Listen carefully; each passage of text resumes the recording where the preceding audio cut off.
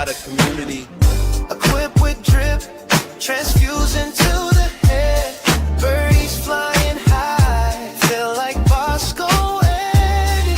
Exclusively inclusive, get it right, get it tight. Irons at work while my driver pit right. It's alright, it's all good. What's going down, everybody, and welcome to Community Golf Podcast, episode 6, where it is for the community, by the community. How's everyone doing tonight? Thank you guys for joining us. We are live on YouTube. We are live on Instagram. This is an interactive show. So please, the more you guys interact, the more fun we're going to have. We have a great guest tonight. But before I get into the guest, let's get into our introductions. We have AK all the way from North Carolina. What up, man? What up, man? How you doing, Papa? I'm hanging in there. You know, it's hump day, big weekend ahead, so just trying to get there. Nice. Don Dada, Tsunami. What up, man? everybody? What's How you going on, doing? everyone? I'm doing great. Feel like I've been the best I've ever been in a long time. So It's a beautiful thing. I hope we get into some conspiracy theories. I know you don't like. Yeah, I mean, I thought the shit was great. I'm glad that those posts came out crystal clear. Speaking of crystal clear, give a shout out to Eddie Money, executive producer extraordinaire. Great job, Eddie Money, getting that shit all clear, man. How's life? How's life, Papa? So far, so good, actually. Pretty unsteady. All right, man. And then we have the guru, Rafa the guru. What up, man? What up? What up? Congrats. Rafa is now a country club member. Yeah, dude. Did you ask about hats backwards? I did actually. And So the guy said, the kid from the pro shop, he's like, look, he goes around the restaurant and the pro shop. He goes, don't wear backwards. He goes, as soon as you get on the tee box, he goes, nobody will say shit. there you I go. said, okay, all That's right. a deal. That's a deal breaker. For Yeah, the 100%. guru. It's a deal breaker for the guru. That is a big time deal breaker. And before we get into our first segment, I just want to give a quick shout out and thoughts and prayers to our Buckets Club homie, legend Mojave J out in Arizona. I know Don gave him a shout out yesterday. I spoke with him today. He's going through some health stuff, and he's just, dude, we got to bring him on the show. Mojave is a straight up legend, guitar collector. I mean, you've been out there, right? Don, have you been out there to his pad? I sure have stayed at Casa Mojave out there in the in Laughlin Ranch, and yeah, he is going through a little health stuff. Well, and so is you, and not to put your business out there, but we all need to have make sure we take care of ourselves, especially you, Bosco, and everybody else. You know, Rafa's family had some health stuff going on, and you know, we all have something going on, and make sure you guys take care of yourselves first. You know, so anyway, we love you, Mojave, and we hope you get well soon. He's actually in the sir. chat. He said, what's up, boys? We also have Peter Lim here, and Jay Choi actually was the first person in here. He said, see you guys soon. Yes. Well, you just blew the surprise, Jay. Oh, that's No. Listen, we promoted it. Our we boy. got Live a Dream Melrose saying what's up. What up, man? What up, man? Yeah. Also, let's give a quick shout out to Titan, right? To Titan cookies, the energy cookie, 200 milligrams of caffeine. Perfect snack for the course. We love you. The package hasn't come in yet. Checks in the mail, all that stuff, right? But I can't wait. I can't wait to spread the love with all our Titan energy cookies. But thanks to those sponsors. And to get what Don's saying, if you see me in and out of the podcast tonight, it's not because I didn't want to be here. It's because, I got some stuff going on. Anyways, guys, let's get into our first segment of the night. It's called Get a Grip. And soon And very soon we will have we told you guys to jump on it. We told a grip company to jump on this segment. We have something in the works. Cross your fingers, it comes through. But let's get a grip, guys. It's something on your mind, and we don't want to be negative only. You could have a grip, you could got a grip. If you want to share some smiles and and love like Don does, we can be positive with it, right, boys? We can. We can, but I think you know, it's good to address the things. It's like what is it? Airing of grievances. There you go. There you go. That's what we need. Yeah. So This will be the segment for it. Yeah. Who wants to start off with get a grip? I mean, you know what? I got one. As always, there's always something that grinds my gears. Can we just take a second and talk about long par threes? Like, first of all, what do you think is too long? But two, I don't want to pull more than a 7-iron on any par three. All right. I mean, like, par threes are hard enough to score on in general, in my opinion, but I don't want a 5-iron or a wood into a par three. It's just my opinion. Golf course designers and whoever puts the tee boxes out in the morning, get a grip. Come on, we're out there to have some fun. Try and get hole-in-ones. I'm not filming a 215-yard par three in case I get a hole-in-one. That's an interesting take because I think anything above 215, I would say is too long. What do you guys think? I think 215 is too long. So do I. I'm saying I don't hit it. I don't hit anything 215. So I got a hard time getting a ball to stop at 120 yards, let alone 215. Let alone 215. I'm okay with 190, 185, 190. That's max. But if we're talking about preferred range, it's 150 for me. And then, like, if you consider you're hitting it over water or something like that, then it's like those distances like seem to get like exponential.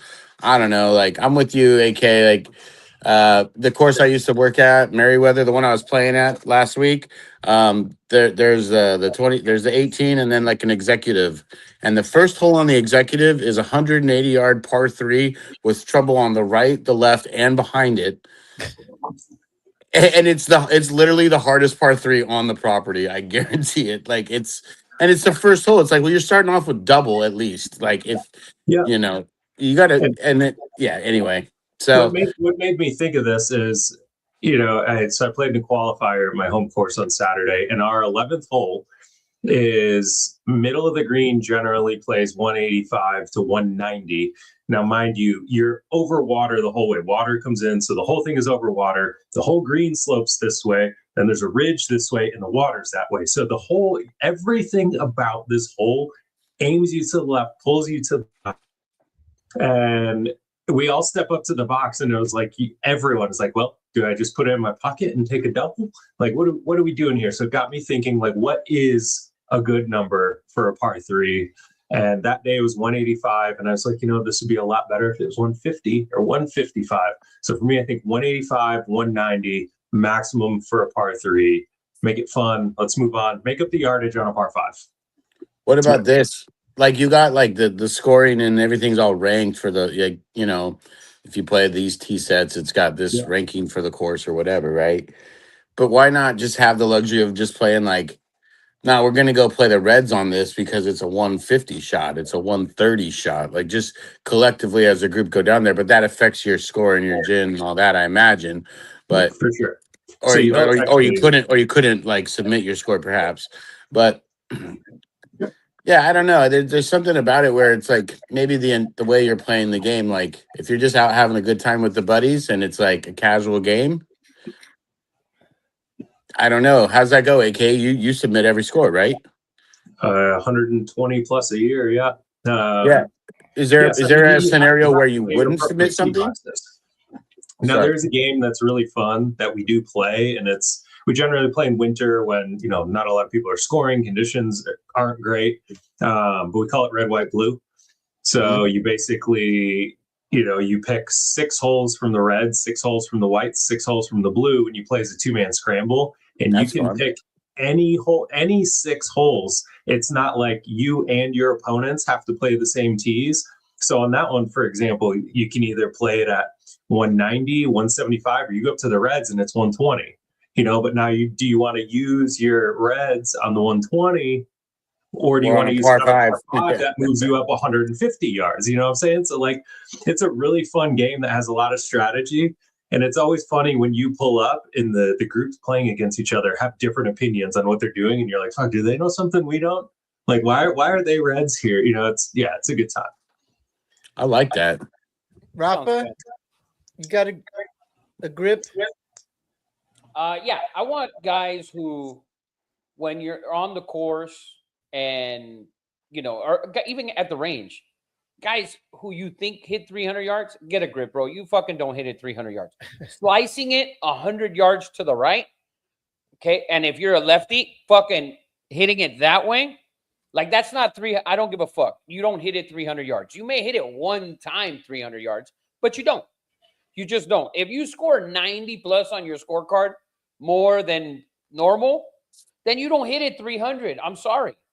I can't stand those fucking people. You go out there, oh, yeah, I hit it 300 yards. Okay. And then you're playing with them and you're like, bro, you shot like 57 on the front.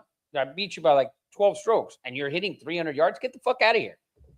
So Well, those people, get those a people grip. that have the illusion that hit the ball that far all of the time, get a grip.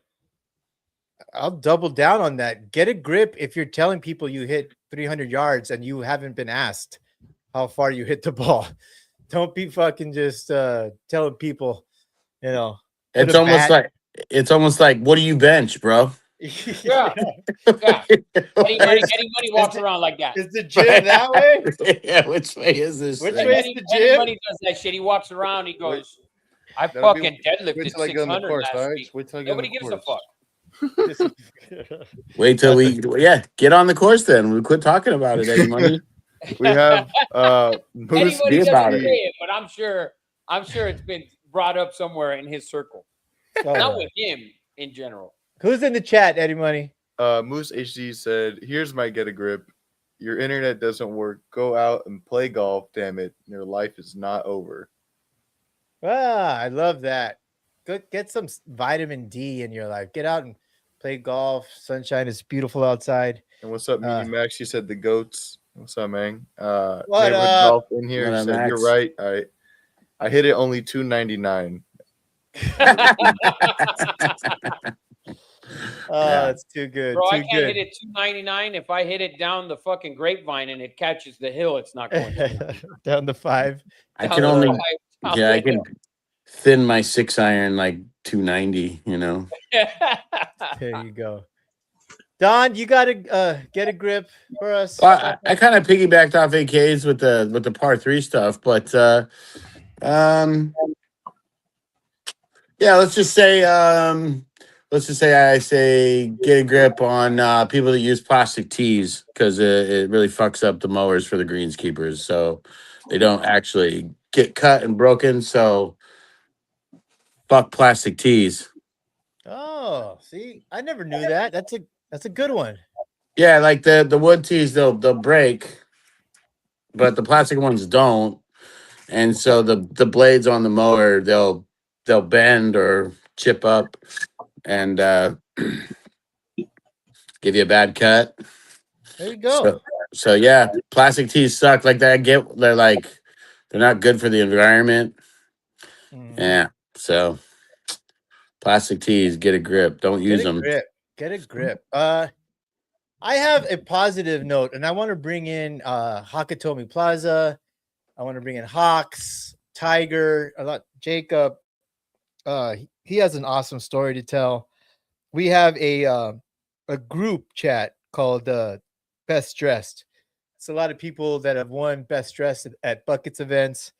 There's some sticks. There's some people that dress better than they play golf. Guilty. But he has a great story to tell. Let's introduce Hakatomi Plaza. Get a grip, Papa. Get down here. Tell your story. I even had the paper here. Show it Oh, to yeah. everybody. Look at this guy. Give him a hand, everybody. Look at this guy right here. Eddie, money not now, please. Not right now. The number one bullshit guy. He do Rafa, the are we way good for you- Saturday? We're on, Rafa, buddy. We're on you somewhere. promise? Well, I okay, promise. well, I don't know if we can get a tea time at the thing, but we're Hey, on. you're not allowed at the Oaks yet. There. yeah, so I have a story. I've been hearing about this golf brand called Students. AK put me on Students.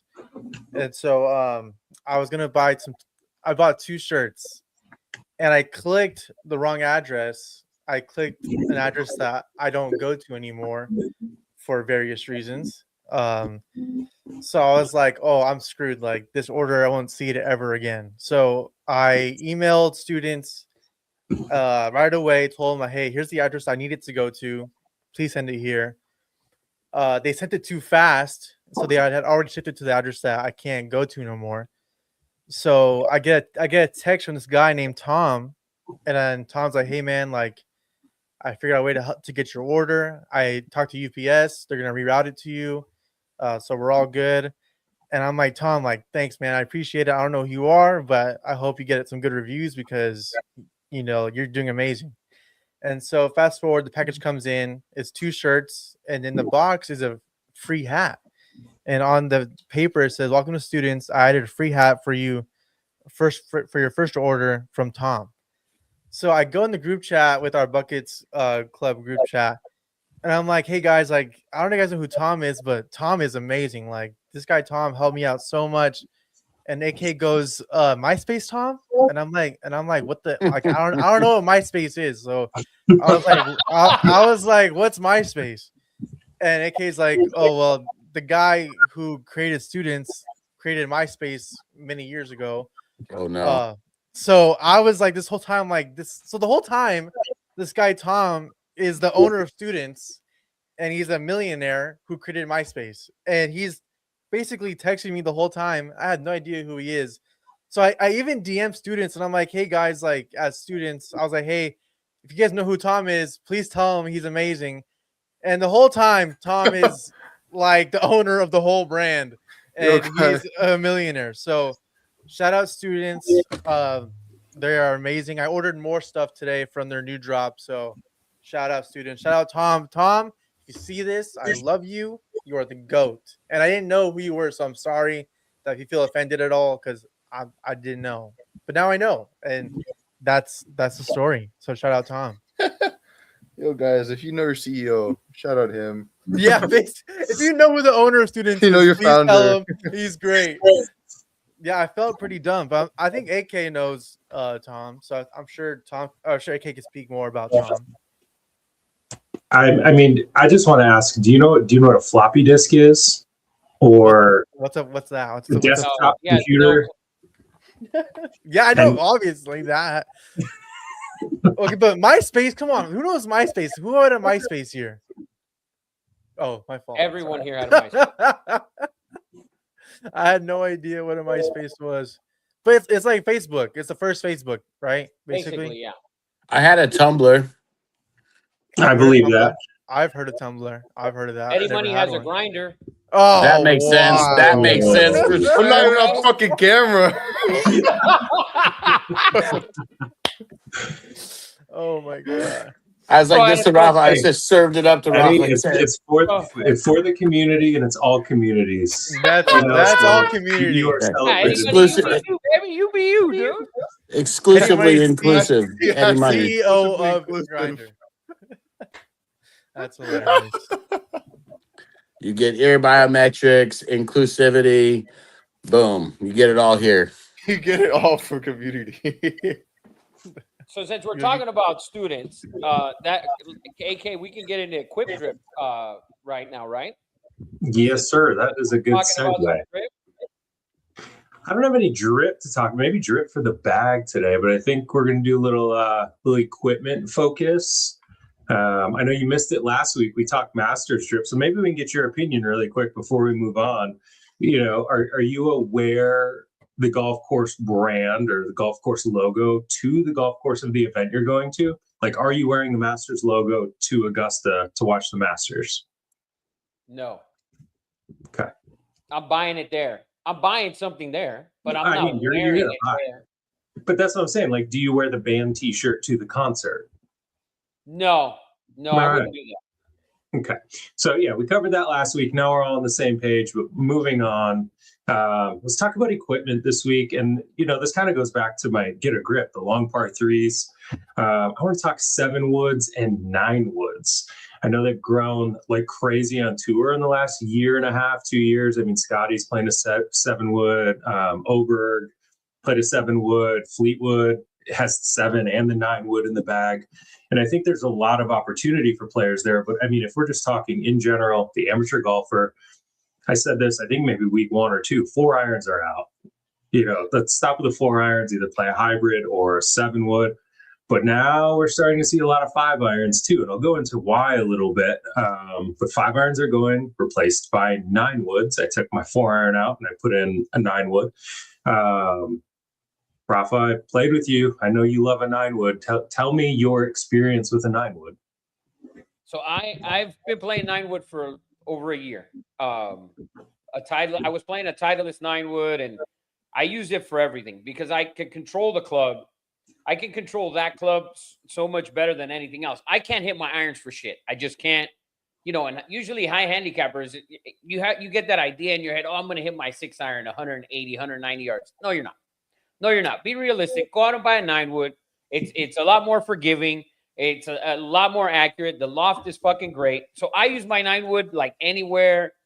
I can literally go like 3/4 9 wood from like 140 to a full 9 wood like 175, right? And that's the club that I trust the most. Like I played with Eddie yesterday. He hit it a couple times. Both shots he hit were on longer par threes, about 165 or so. He landed both shots on the green. I think it was the only 2 par threes where he landed on the green, I believe. So like that club, at least for me, and I'm like a 15 handicap, I think it's great. And a lot more people should play it instead of using their 4, 5, 6 irons. So for me, it's been great. I was on the Titleist, and then I couldn't find a Titleist, and I didn't want to order one. So I ended up getting the TaylorMade, the QI4D 9 wood. But I prefer the Titleist because you can swap. It's got a the tool. You can change the shaft with the tool. It's so much easier. With the TaylorMade, you can, and you can with the 5 wood with TaylorMade and the 3, but not with the 9. It's a whole shit show. So it's just go the ping. But yeah, that's a really great perspective, and I think it's a 2-prong kind of approach. So for higher handicappers, there's the forgiveness. The low center of gravity really launches. So those, I mean, if we're being honest, even for good players, 3, 4 irons are hard to hit and get enough peak height and get the distance that you want. So for a higher handicap, it's really, really good to, easily get it off the ground, get the numbers you want fairly consistently. But where it's really become a thing is with really good players and better players starting to put 7 woods and 9 woods in the bag. And I think a lot of it is really the peak height, and the spin really allows you to hold greens from further away. Right. So if we're looking, like for me, I've taken out my 4 iron and I exclusively play the 9 wood, unless there's, maybe band in dunes, I'll put the 4 iron in just because of the wind. But I go back and forth between a 2 iron and a 7 wood. It's like a 240 club. And the reason I do that is depending on the course and how it's set up, the 7 wood from 240 is going to carry like 238 and finish 240.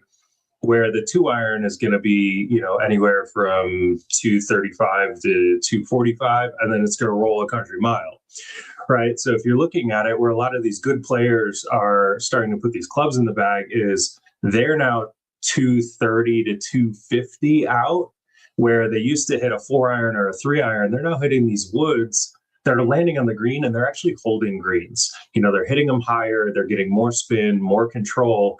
So now these long par 5s that are 600 plus yards, it's driver 7 wood into these greens, Where before it was driver, now we need a 3-iron or a 4-iron that's coming in low, it's landing, and we hope it stops on the green. So I really love the trend. I'm all about it. I think, there's a lot of advancements being made in fairway woods now that are making them even easier to hit. A lot of people used to struggle. It's a very shallow face. You go to any Golf Galaxy, you'll see sky marks over all of them. But they're starting to make them a lot more forgiving and different models like drivers. So I think it's really cool. Well, Don, do you like a 9-wood? Well, I got a 9-wood coming to me under wraps, little underground project getting built for me by a friend at a company called TaylorMade. So, yeah, I don't know if you guys have heard of them, but they're up and coming. And so I got a 9-wood coming because I also pulled my 5-iron. My set was 5-iron through whatever. And now I only hit the 6-iron is the first iron I pull. I hit my woods better than my irons at the top end. So why, I want to have fun out there. I'm not going to hit it as far as I'd like with the irons as Rafa and AK alluded to, you're not going to do that. So, or I'm not, I haven't, I'd like to think so, but I can always put those clubs back in, but the woods are fun, guys are using it. And, the idea of holding a ball on the green and getting it to stop because it's coming in from a different angle than some lower trajectory shot. I mean, yeah, let's do it. I'm excited to get it in my bag. My daughter's got a rescue and then a 7-wood. So 7-wood for her is kind of similar, So what are your thoughts on the 7-wood, AK? I mean, I go back and forth between 7-wood and 2-iron, really, depending on the course. And the 2-iron's in if I'm playing a long course where I'm going to use it off the tee. And I think that's the biggest question you have to ask yourself is, that number that you're looking at, are you looking more for off the tee or is it something you're going to hit more in the greens? And for me, I'm not really going to hit a 7 or a 9-wood off the tee a lot unless there's a dog leg or something where I need to land it in a particular spot. So I'm going to be trying to hit that into greens more often than not. So that's kind of what that deciding factor was for me is, where am I going to use it more? Like I said, if the course plays right, like Bandon Dunes this year, I'm going to be putting the 2-iron in and taking out the 7-wood. I'm not trying to throw it up into 50, 60 mile an hour winds and, have the ball go 30 yards in front of me. So, when are you going to Bandon? When are you going to Bandon? May. Have you got your caddy yet? Potentially. Shout out to Dad. I'll see you out at Bandon. Request my guy Felipe Chavez. Shout out Felipe. I know you're probably not watching this. He's a looper out there. He's my guy. He'll take care of you. Cool. It's our guy. You need him. You need Felipe.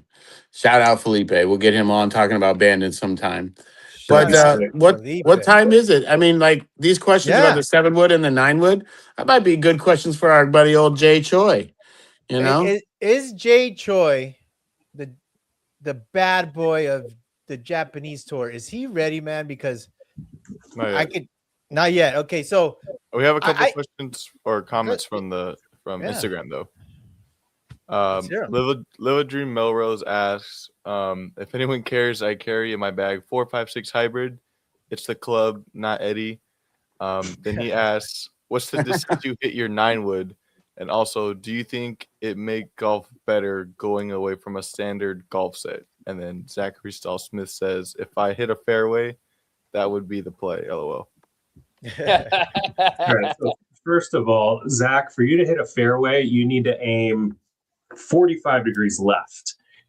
He still manages to hit it 270, and it moves 270 left, 270 back, and 270 out. It's the most perfect triangle shaped golf shot I've ever seen. But yeah, play what gets you in the fairway first and foremost. Yeah. What are the other questions? Do you think it makes golf better going away from a standard golf set? And also, what's the distance you hit your 9-wood? Distance for 9-wood, 230. And the other question is there should be no standard golf set. That's my answer to everything. There are no standards in golf. Everything should be whatever is best for you and makes the game easiest. It's hard enough. When you start talking about something that's standard, who is it standard for? Is the question I was asking. And Oh, the yeah. answer is generally not you. 100% I love accurate. it. Accurate as fuck, by the way. If anyone's ever seen me play, I have trouble getting the ball in the air, and I have to run up on all my par threes. I run up on everything. I hit the 9-wood twice yesterday, both times.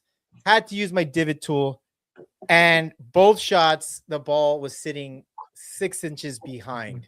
It was like I think Eddie incredible. bought that divot tool like in 2022, and he just used it for the first time. Yeah, and you didn't you didn't have to use it. You got to use it. So, There Yeah. you go. Yes. The So- last time I used it, AK, was to pop my beer can that the thing fell off, and I had to use my divot tool to punch the top so I could drink my beer. They're multi-purpose tools, but one of the best shots I've actually hit with my 9-wood, Zach, who's watching on Instagram, we were playing the day before Buckets Atlanta. It was a par 5, had 220 into the wind, and I hit a 9-wood that landed 4 feet from the pin and actually came back about a foot. You're not doing that with a 4-iron or a 5-iron.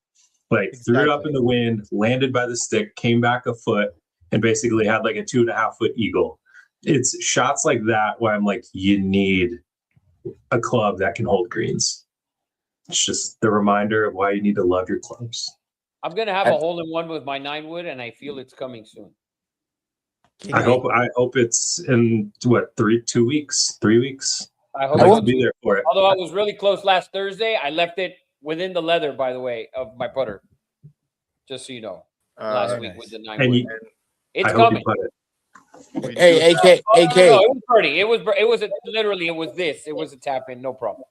yo, AK. So correct me if I'm wrong. The 9-wood's not like a new thing, right? It's not. It's like I remember my dad having like these persimmon clubs, these woods, and I remember some of them maybe being a 7 or a 9-wood even back then, like were like the laminated wood bullshit or whatever. Yeah, I mean it's nothing new. I think people went away from them when technology got better in irons. Yeah. And companies learned kind of weighting and putting a lot of weight, on the bottom of the back of the iron to help get launch up. So then they started really pushing these new irons. So they advertise for them, and everyone sees what's advertised as the next best thing, and they go out and they get them. And sure, irons have gotten easier to hit.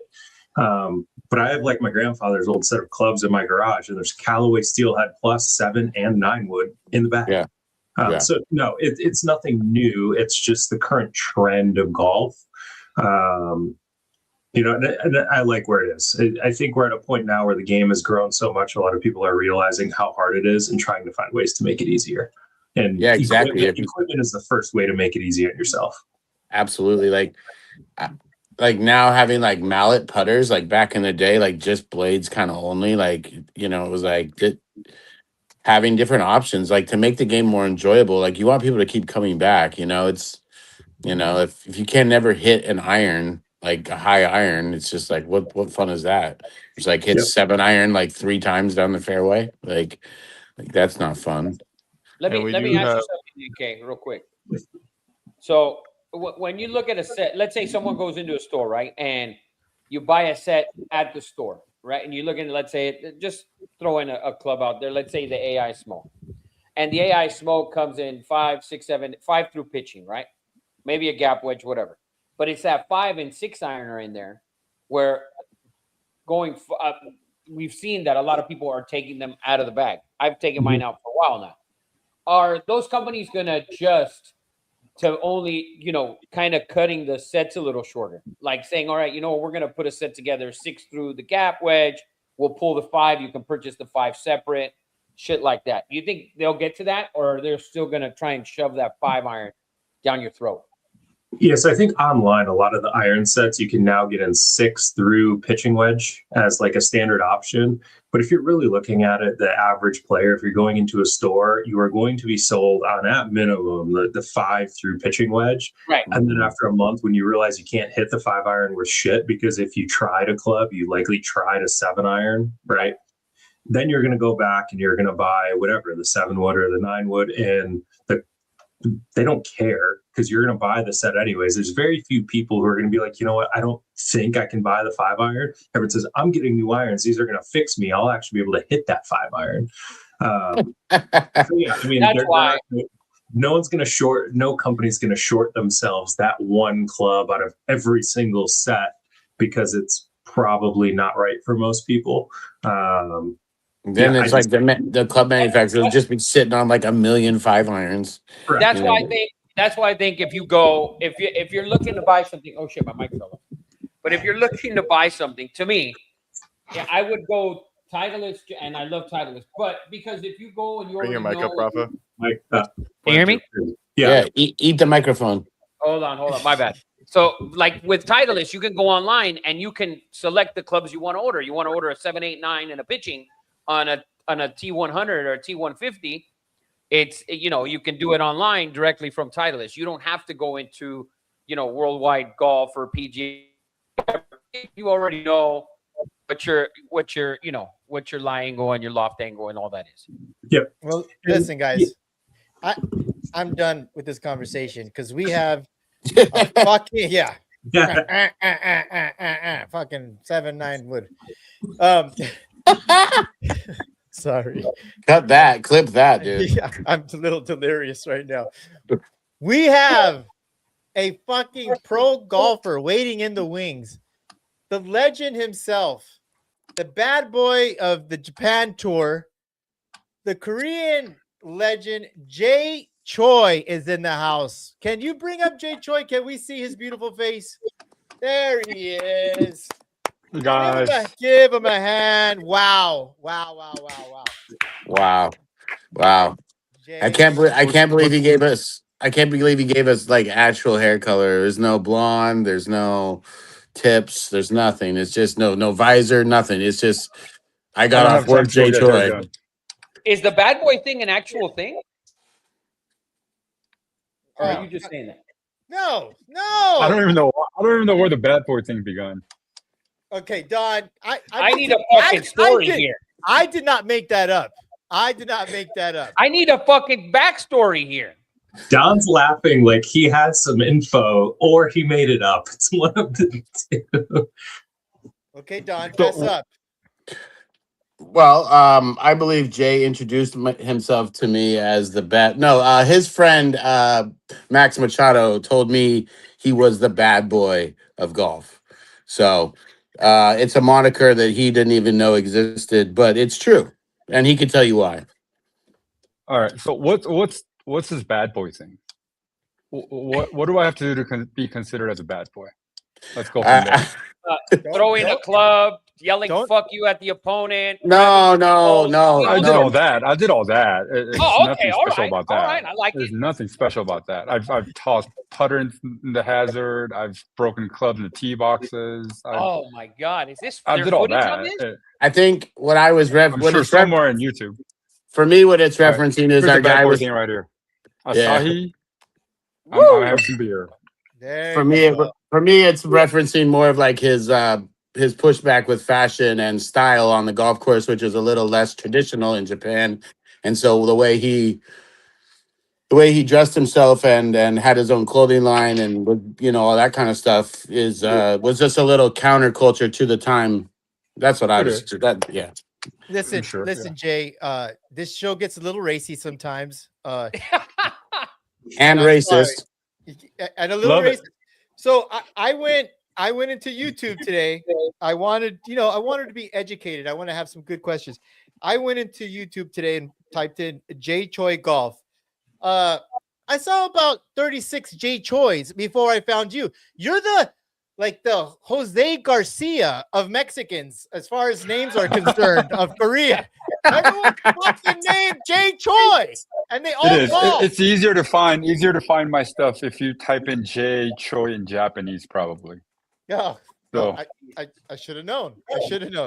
so go ahead and Google Translate Jay Choi and then put it in there. And find it. So listen, guys, we are privileged, and I had to stay on this podcast to actually talk to you. Jay Choi, he's a beautiful soul.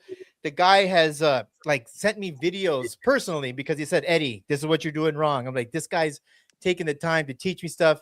16-year professional golfer. University of New Mexico. He's a Lobo, by the way. Wow. And Jay, you also grew up near the center of the universe. You went to Gar High School in Cerritos, man. That's incredible. So I played for Cerritos High School 3 years. Then I just got tired of the team. So we all left. Oh, I mean, we won CIF 3 times. So our whole just players split. Some went to David Ledbetter School, blah, blah, blah. And my buddy goes, hey, we need a player at GAR. We need our 5th player. I was like, are you sure you want a 5th player? Yeah. Yeah, I'm a So I just fucking joined. bum. And then we won, I think, CIF my 4th year too. Not a Look shot. at that. Did you grow up in the area? I grew up in Cerritos. Nice. Guy Nice. showed up as a Sorry. 5 and he was a +3 handicap. Yeah, He dragged his fucking sack that's- all over every fucking body.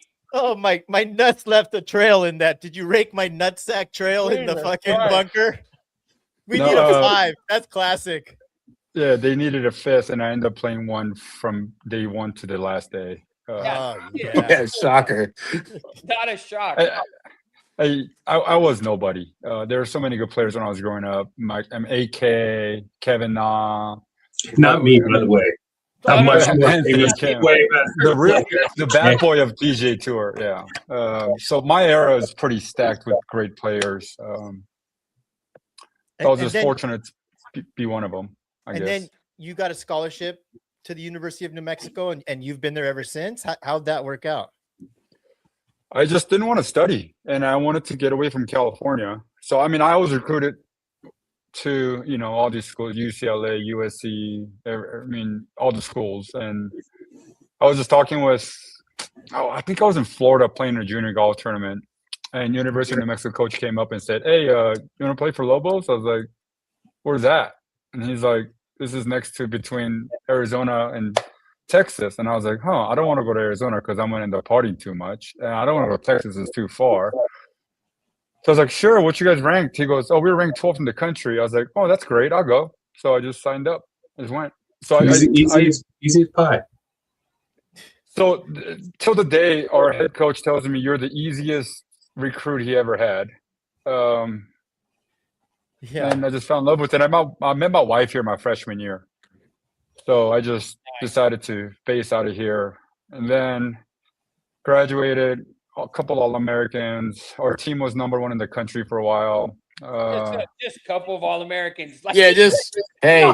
come on. A couple. Now you see why they call him the bad boy. It makes perfect I don't know if sense. you see, there's a plaque right there, All-American plaques. I was sitting with that shit while I I got a podcast buckets just cup holding trophy it. Yeah, right here. I got a Buckets Club trophy back here, and I won 2 gold jackets one time from Calamari. I have a I met fake- Otani before. Oh, yes. Okay, enough said. Goated. Goated. I- Gay choice. How'd your parents say? Yeah, UCLA and USC want you to go, and they let you go to New Mexico. How'd that conversation work out? Nothing. I just went back. I flew back home from Florida, and I was like, "Hey, Dad, I just committed to UNM." He goes, "Oh, good job."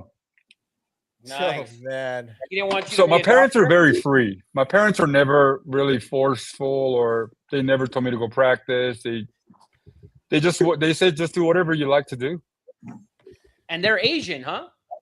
Yeah, they're Koreans. That's the trickiest part where Yeah. my parents never forced me to do anything. They said, we trust you, your decisions, since I was young. The reason why they moved here was because I said I want to be a pro golfer at 12. I was 12 years old in Korea playing golf, and I just wanted to become a pro golfer. So I was like, hey, I want to go to the U.S. and play golf and become pro golfer. They said, okay, let's go. That's Yeah. fucking badass. Wow. I'm nervous that his parents are gonna call him and be like, "What the hell were you doing on that community podcast?" That's gonna be the decision that they really question about their is whole really golf They moved career. to Korea now. They're in Korea now, so they're actually right now. It's 2 p.m. or whatever time is in Korea right now. Perfect. So Perfect. all good, all good. So Jay, 16-year pro, 2008 in the U.S. Open, Torrey Pines. We've had conversations before that you're really not like a follower of sports. You're really not even a follower of golf. No. That's the legendary Torrey Pines. Tiger birdies out to tie it against Rocco Mediate, and then Tiger comes back. How was that Just one leg. experience? How was that experience? And then my question is like, did you hang out like in the gallery and watch that shit? I mean, I'm just curious. No, you want to? Okay, this story is kind of funny. So I graduated 2006, and I tried to get on PGA Tour, missed the Q school by 1, and I was like, next year. So I just hung around, played a little bit of mini tour here and there, and tried again the following year, and I missed by 1 again. So it's just 2007. I said, I'm done playing golf. So I hung golf. I stopped playing. And my buddy goes, like a year later, I haven't played golf for about a year. But he goes, hey, I know you're from New Mexico. You want to go choose U.S. Open qualifier? It's like split the bills. I was like, yeah, my girlfriend at the time, she lives there. I was back in California after I graduated. So, and he was like, you want to go split the bill and go? I was like, sure, I'll go. And then I went and qualified. So I didn't play golf for a year and then qualified.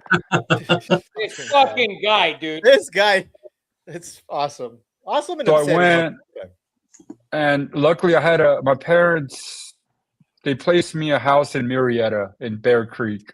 So I was just playing and practicing out of Bear Creek in California. So I was there anyway. So I was like, oh, okay, Torrey Pines. Okay, I'll go. So I went. And then at the practice round, I saw Tiger. We were hitting balls together. We were having a long drive contest at the driving range.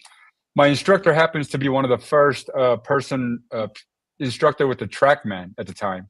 So I've been working on data since I was like 17, 16. So I was just a little bit more advanced with driving and all this stuff than other players. So we brought that out. Tiger was like, what is that?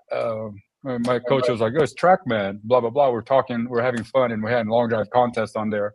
It was a really fun deal. And I went to the putting green, and I just saw Circle T putter just lined up for everybody. I was like, holy shit, this is what I was missing. All right, let me try again. Let me get back on tour again.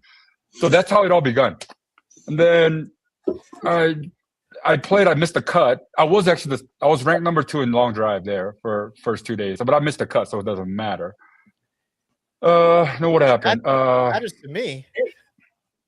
And then I was like, okay, I'm gonna try it again. And then I played 1 year of mini tour. It didn't go well.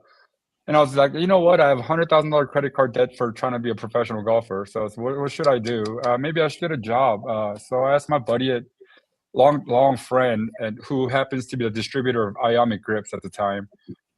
So I asked him, I was like, hey, can I get a job at Ionic as tour rep? And he's like, why? And he's like, I had enough of it, and I have too much debt. I don't want to pay $2,000 a month in credit card interest. I need to figure out how to pay it back. And he's like, why don't you play Japan Tour? And I was like, what's Japan Tour? I didn't even know Japan Tour existed at the time. I knew Asian Tour, Korean Tour, but I wasn't sure what was what because I grew up here, right? And he goes, hey, look at their money ranking. And so I went in, he showed me the money ranking. I was like, holy crap, 100th place makes $200,000. I was like, sure, I'll go. So I went to Q school there. And then he introduced me to great people there at first, found a great sponsor up front, and went, and I think I finished second in the first stage, second. I finished like first or second or something, or first, second, third, fourth stage. And I finished third at the final stage. So they gave me a card to play. And I was like, okay, I'll play. That's how I began my whole tour life in Japan. And the opening event, I finished 5th. Wow. So basically, I earned enough money to keep the card basically after first tournament. So everything was a history. You make it seem like it was a short-lived career by the like unintentional buildup to get there. But how long were you playing professional golf on tour? In Japan Tour, I played for 13 years. Yeah, I mean that's an incredible career on any tour. To play a professional sport that long. I mean, 14 years is an exceptionally, great career in the sport. I just loved golf. So all I did was play golf, and everything it just followed. I didn't. Money wasn't the driving factor, or nothing. Fame wasn't the factor. I just wanted to play golf, right? See, I tried to do the same thing, but I ended up with $100,000 in credit card debt just from I did too at the time, but I paid it off in first year tour, so I was happy. And I bought my parents a Lexus, and I bought my dad a BMW 7 Series after I came back. It was a hell of a year, first year. I think I cleared more than $1 million after sponsorship. Hey, shout out Jay Choi. Shout out Jay Choi. Now I don't have any. I spent it all on stupid stuff. I don't know. I've heard about that watch collection. I wouldn't call that stupid. I'd call that badass. Yeah. I do have decent watch collections. Yes. When I first got introduced to Jay, we were getting ready to play in a tournament together, and he sends me a photo, and it's like 7 Circle T putters, and he's like, "Which one should I play with?" Like, and I'm like, "What the heck? What am I looking at?" Percentage of the collection. Yeah, it's like I don't know. Play with a different one on each hole. Like I don't know. Yeah, Jay, do you pull up to golf courses and pull out 2 Circle T's and be like, which way is the putting green with your Circle T's? Like you're the dude at the gym. Like, show me. I used to, but now I don't even care. I think I don't even know what putter's in my bag anymore. He's lights out. I've seen it happen live. Hey Jay, I got a quick question for you. We were talking before you came on. We were talking about this new 7-wood, 9-wood craze, and we'd like to get your input on it as a pro. Like, all right, is it for the amateur, and or what's your just overall thoughts on it? I tried myself 7-wood, and it's not for me because I couldn't get the depth distance correct. So I wanted to hit a 242-yard shot, and I will hit one and go 155. I'll hit one and go 135, 235. I just couldn't get that precise distance with the wood because it was just too forgiving. So I stopped. I just don't use this.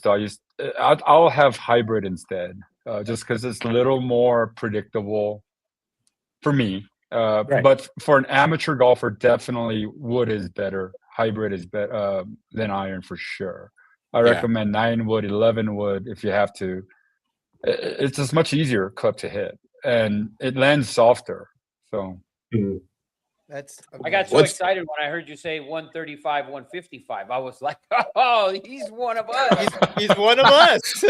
I can't. I am able to hit that 35, and I was like, I'm never hitting it 235. So that's for sure. Guys, what's this 11-wood you speak of? Is that the Callaway 11-wood, or somebody else makes it as well?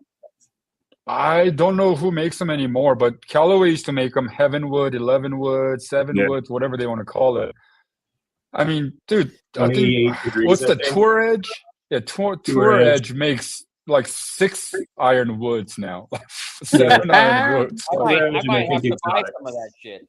Well, yeah, I mean, I've seen Freddie Couples' bag, and it's basically all woods. He says, like, he rarely hits irons, but he is older, so I don't know. And when you have that support from Tour Van, you can get your club exactly spec'd out where your 11-wood is only going to go 211 or 210, whatever, right? And then you have a 9-wood that's only going to go 225. You can have it spec'd out to be certain way, but I just didn't give. Just call Don. He knows a lot of people. Don, you got to give me. Listen, I need an 11-wood to go 141 yards. Well, that's what I was referring to earlier. That's what I was talking about, that underground 9-wood that I got coming to me. You know what I mean? Oh, you know what I mean? Right. I love it. Well, you know what I mean? Jay Choi knows. We have a limited amount of time. We have so many questions for Jay. He has so many projects going on. I like to say he's obviously busy, we moved the show an hour back to have Jay. Thank you. And he's blessed us. And no, thank you. Like I like to say, busy people get shit done. I promise you, Jay is one of those guys. He has Ichiban and New Mexico sushi restaurant. He has 13 under golf. I want to talk and tell me if I'm overstepping my bounds about Club 59. Is it a secret society? Is it something we can talk about on the show? Or, yeah. Or do you want to talk about 13 under first? Because 13 under is I'm just kind of consultant or product developer. I just help them develop a correct tool for golfers to use to improve their golf game. So it goes based on the stuff that I used over the tour life. So like putting mirror. I just thought of some stuff that so many putting mirrors are available, but they're just too bulky. And I wanted to make something that was small enough, but it has all the information that you need for practice putting. So I just gave an idea so I have a partner on that one. I'm not the operator, by the way. I'm just a small partner in the thing where I just help out with product development. And I'm not the owner. I never said I was. I will never say I am. I'm just a product developer for them. Well, pan to me, Eddie Money, really quick, because I want to show everyone this beauty right here. This is the TA 25 right here. And I swear by this thing. I'm not getting paid for this. And like Jay said, he's not the owner, but he's taught me how to use it. No joke. And anyone who's seen me on the range or Rafa saw me, we played yesterday together. And I was hitting this. This thing is added, no bullshit, 20 yards distance to my drive. It's helped my wife out. I tried. Everyone sees me swing it all the time. I have no problem telling people it is. Rafa bought one, right, Rafa? Yeah. I mean, thank you. Yeah. I bought one. I use it every time I go out. It is in the intro to the podcast, by the way.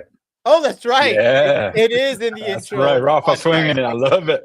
Oh, that's Yeah. right. Yeah, I use it every time I go out. I use it, and I use it more than once. Well, if sometimes you're backed up a little bit and you get a little tight or whatever, pull it out and just kind of swing it a little bit and kind of get your rhythm back and get back out there. Because sometimes you play a course where it's just really backed up and you're waiting 4, 5, 6 minutes just to hit again. So I'm gonna have to get that one of ribbon those. actually does.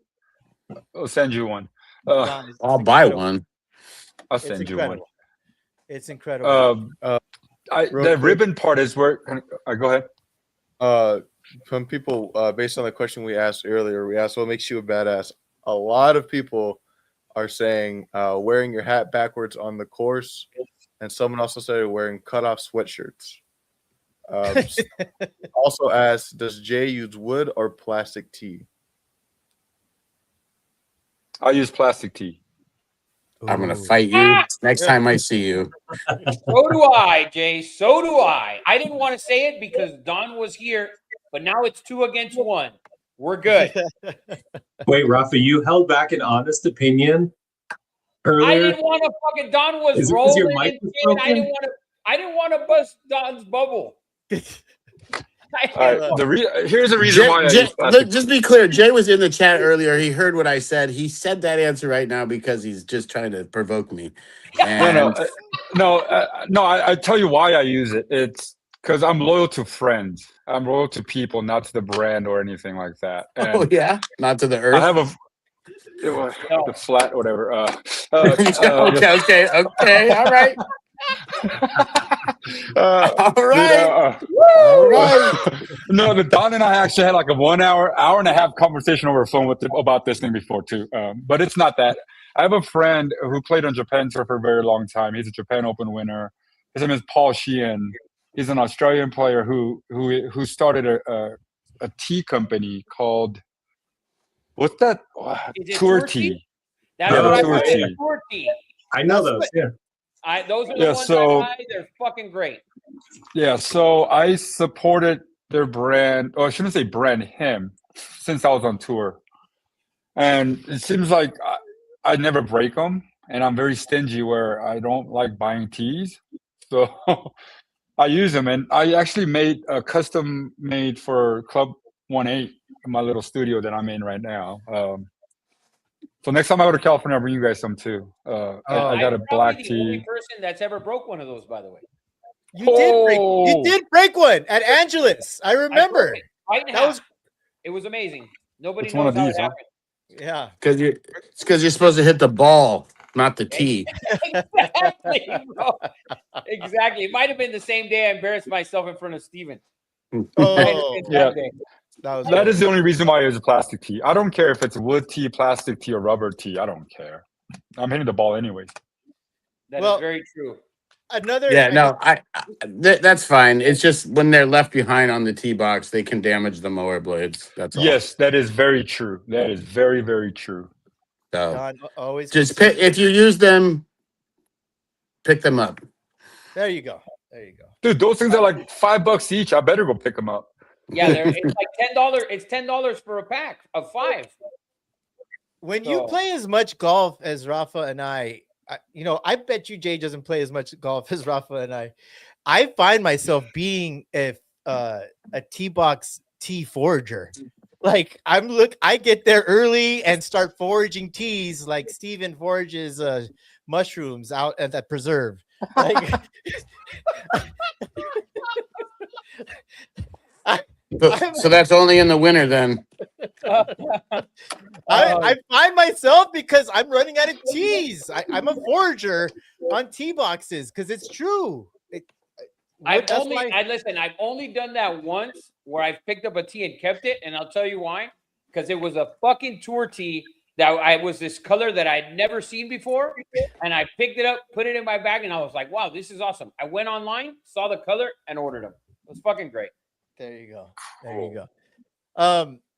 Frankie, before go go ahead. in the tee box. What was that? Any money? Said Ed picks up tees on the tee box. I'm guilty. I am a forager. I'll pick up the broken tees and use them for my part 3s. Like that's there okay. you go. That's okay. Saving Zimmerly the planet. said, Jay uses plastic, but it's an incredible tee. You pick it up. You only need one. All right, I'll agree with that. Okay.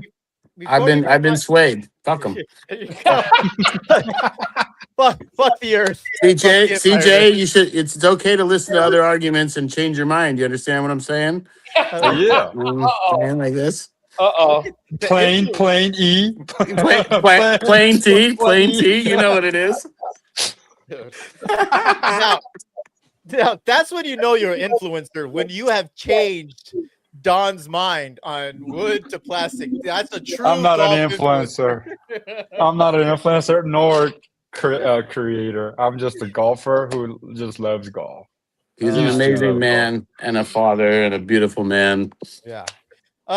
Before we move on to 13 under, this beautiful gadget, AK, I know it's helped you. It's helped me. 13 under, it's an incredible product. Jay, you want to talk about it a little bit? That's the one I really helped them design a lot. So that's just a compact version of everything you need on a putting stroke. Alignment, slopes, stroke path. You can do everything with that. So I just wanted to make it very compact, and I'm from California, so I wanted to give a little surfer feel to it. And the owner is from Huntington Beach too, originally. So that works. Very cool. Very cool. AK, you got something for Jay? I mean, I just, the equip drip guy here. We've covered equipment. Let's just talk about style on tour. We're kind of a trendsetter. We're going against the grain, setting your own trends.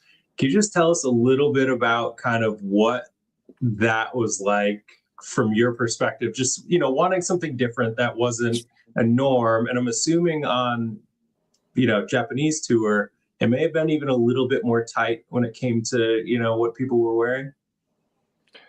Yeah, so this is how I begun my fashion career, per se. When I went to the first event, I noticed everybody looked alike. Like, I know it's a funny joke, Asians all look alike. Literally, I thought everyone looked alike.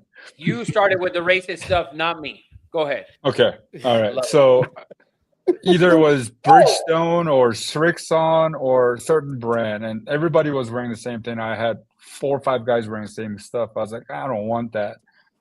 So I went to a place called Uniqlo. I didn't want to support any brand because I'm not getting paid by them. So I went to this place called Uniqlo.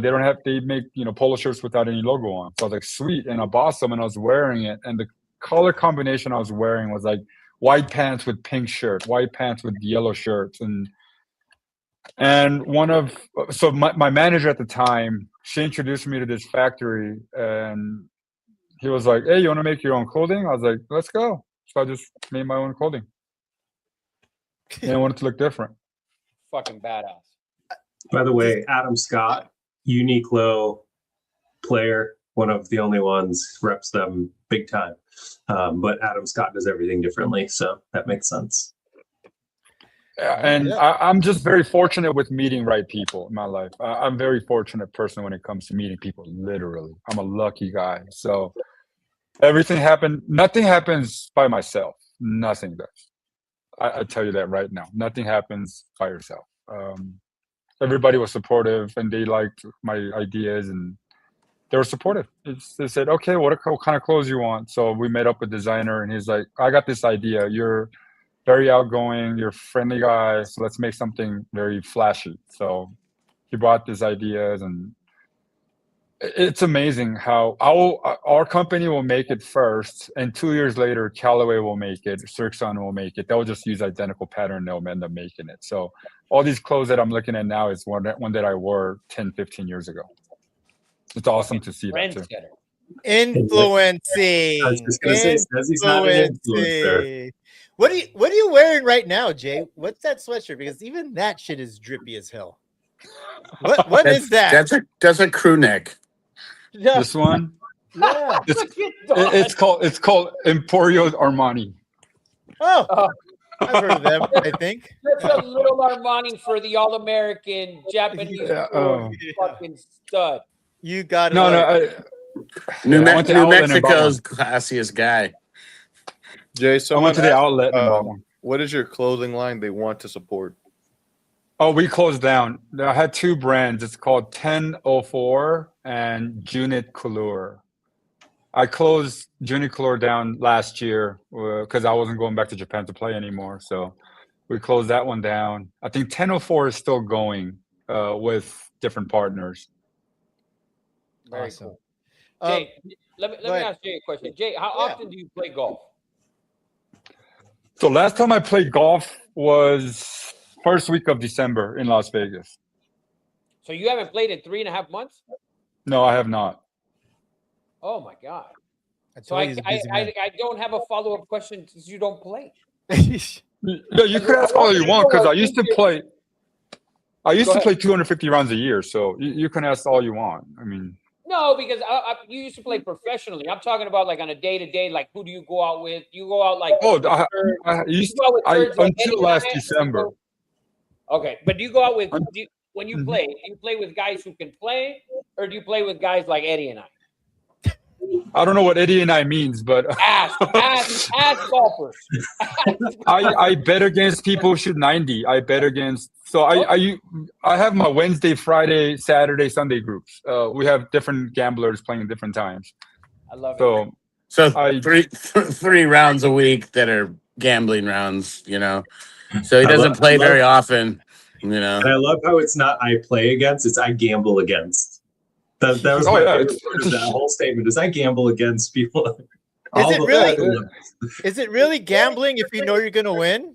I think that's called hustling. No, the thing is, no. When you have same people playing every week, your handicap's adjusted. So, I mean, I will walk out one day lose $3,000. I will come in one day winning $5,000. It doesn't matter. Allegedly, sometimes I lose. I'm a professional, so I could win or lose any amount I want. I don't have to. Sometimes I lose $20. Sometimes I win $5. It doesn't matter. It's just this friendly game. So I love it. Before we get into Club 59, I'd like to talk about Ichiban in Albuquerque, correct? Mm-hmm. Like, what made you decide to get into the restaurant business? What attracted you to that? So it was a restaurant our family friend owned for 26 years. And then they were going to sell it and retire. And I was like, hey, I'll buy it. I'll run it. So I just bought it and run it. And that's why he hasn't And I played have- golf since December. Yeah. Yeah, that's why you haven't played and golf since I also do a volunteer consulting business too. So I try to keep myself busy as much as I can because I was super busy guy when I was playing golf. So I just want to keep on going. And Well- I did since I retired 3 years ago. I took it really easy. I was home every day, not just playing golf home. And I have a little office called Clubhouse 18. I do a little bit of teaching there. It's a private studio. I was taking it very easy, and I saw myself like very worthless, kind of like I was like, what am I doing? Like, and I have a personality since I was 12. I only sleep 4 hours a day, and I always trying to learn something if I don't know about. If I will have interest in something, I just dig in and start studying about it and learn about it, and I do it. So I'm very go-getter. I make actions when I think about it or thought about it. And this restaurant business, I was like, my parents were in restaurant business. I knew it was a very tough business to be in. But this brand called Ichiban's been here for 26 years, and it was only, they were just getting tired of it, so they just kind of let it go. Then I was like, it sucks to see that. And it's like a landmark in Albuquerque for Japanese restaurants. So I was like, you know what? I've lived in Japan 15 years. I know what the taste is supposed to be. I know about fishes. And while I was in Japan, I was a general manager at a resort while I was being a professional golfer, contracted. So I knew how hospitality business worked. So I was like, you know what? This is kind of small scale. So let me just get on it right away. So I just did it. That's freaking amazing. Real quick question about Japan golf. I've seen the TikToks. I've seen the videos. It seems beautiful. Where does Japan golf rank against other countries? I'm asking you because you would know. So Japan golf is world's second biggest golf market, right after US. People just don't realize how big Japan is. Japan from north end to south end is 5-hour flight. Wow. It's New York to LA. It's Wow. a big country, just that it happens to be a lot of islands. There are 2,200 golf courses in Japan. It's golf is huge there. So like people talk about PGA Tour, European Tour, but more money is being played. So Japan Tour played for more money than PGA Tour in '90s. Wow. That's Yeah. freaking awesome. That is So freaking cool. like there's an event called Dunlop Phoenix Open in November. Tiger Woods used to fly out just to play in that in late '90s or until early 2000s because purse was bigger than PGA Tour. Jeez, that's amazing. Let's get into Club 59. The The secret Illuminati. society. The secret society that is Club 59. I believe is it affiliated with 13 Under Golf? Yeah, it's 13 under, man. It's from 72. 13 under is 59. So I just wanted to make a little chat room, basically, with users of 13 Under Golf.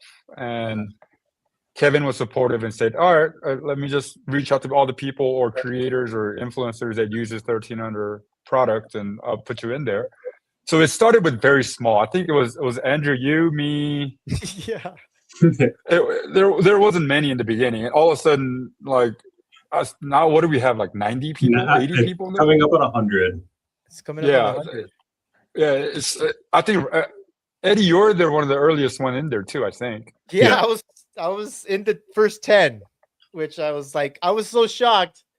I felt so bad. I'm like, I'm gonna make reviews. It's gonna be different, but honored. So it started. I think I invited people from the Bucket club list there originally, because I was just in that chat room and just chit chatting, and we're like, "Hey, I'm starting this 59." They're like, "What the heck?" But so we started it, and it's going. And Kevin, who's the owner of 13 Under Golf, is a very cool dude, and he was like, "You know what? Let's make this kind of fun. I'll make a creators golf tournament for you guys. It's invitation only. What is it? Is it 20,000 for the year or something? For the there's actually cash prizes for 20,000, 10,000, and $5,000 to creators who supports the brand the most. Instead of giving them, if you make a video, we'll give you $100, whatever. No, it's like, dude, let's just make it real. It's that you be supportive of a long term, you'll get rewarded, and that's how it kind of begun. And then we're gonna have our first tournament this weekend in Vegas. It's not even a tournament. It's just a gathering of people who's interested. We're trying to make a really legit $500 entry, but you get Ghost golf bag with your name on it, some golf balls. Whoa. Wait, now hold on. Wait a second. Are these all scratch golfers? Bring it on, Don. Bring it, Don. No. So now I've been under the impression that you're not allowed to embroider your bag with your name unless you're a scratch golfer. Now, how is this possible? Says who? Says the guy in the top right. The traditional This guy right here. And the other whites that are forcing us to not put our names on our bags. Here, you do whatever you want in your golf bag if you're with your money. I don't care. Fuck yeah, let's go. Yeah. That's the bad boy of Japan golf, Jay Choi, Roy. I mean, when I didn't have any money, I couldn't afford to put name on my golf bag, so I had to wait until the brands make me a golf bag with my name on it. Yeah. But we wanted to make something special, like a personalized stuff. It's not to make it like, oh, you're a great player, so here's your name. No, it's not that. It was just like, you know what? I think we invited 10 people. Only 10 people are coming to this first event. It's for actually main supporter of 13 Under. Whoever made X amount of reels, who's been supportive of brand, got invited and got to get in. And the reason why we're even charging $500 is because just to limit it. We don't want people just thinking, oh, we made a free video, so I'm going to go for free. No. Let's be supportive here. Like, I think individually we're going to end up spend probably $2,000 per person. So, wow. It's actually, I mean, our clubhouse we reserve. It's sick. Like, I would have paid it. Kevin just sent me the list of alcohol we're gonna be drinking. We have Valentine. We have like these tequilas. Like, I mean, it's sick drinks we have. We have a really nice dinner at Nico's. 13 Under reels. Do you need anybody to announce people on the tee box? From you know what we're planning on. I'll take a microphone that's engraved with my name. Hey, done. We're trying to make this few times a year for see where it goes. We're gonna have one in Vegas. It's just because it's Vegas, right? And then we're gonna see if it goes well and if people gets enough FOMO out of it. We're gonna try to have it in maybe one in North Carolina. Who knows? Ask Andrew to help us out to have one there, or we could have one in New Mexico. I mean, we have beautiful golf courses here that no one wants to come and play. So I could have some nice Japanese food ready. We could have some sushi, some Korean come to food. Oregon. There you go. Oregon's a good place. I mean, it's open table. We can do whatever we want. It's not. We're not a trendy brand. We could do whatever we want. I gotta start making reels. There you go. But no, I think it is from the overall perspective. It is cool to see brands. There's so many brands who expect a lot out of creators, and their only incentive is the free product. And then it's like, hey, we sent you this free product. Now do 10 reels for us or whatever. It's nice to have brands that are kind of bought into the creators that are supporting and, organically growing the brand. There's a lot of money to be saved in ad spend when you have word of mouth. So to be able to put, a portion of that into the people who are genuinely supporting the brand and using the products and, telling people how much they like them, even off camera, I think that's even more important. But to put some money and investment back into those people is, we appreciate what you're doing because at the end of the day, it is a business. So yeah, I think there's a large aspect of that's appreciated by a lot of us for sure. I mean, a lot of people think we pay all these people to say these things. We don't pay jack shit. Like people are literally. I mean, Kevin sometimes do push people to say, just come on, make us a reel. So they could use it as a whitelisting, which helps both ends, right? It helps traffic to your accounts. So that's what he's asking for, to be supportive, and as a return. And we don't pay you directly, but here, because you're being supportive, we're gonna have this tournament where you can have very good bang for buck, a great time. And at the end of the year, if you're being really supportive of a brand, here's bonus of $20,000, $10,000, $5,000. I think 3 places or something like that. I told him trying to make a $59,000 total purse, but he was like, "Dude, you're crazy." So we couldn't pull that off. But yeah, I mean, we're doing something. Instead of paying someone $100 to make a video, it's just rather not.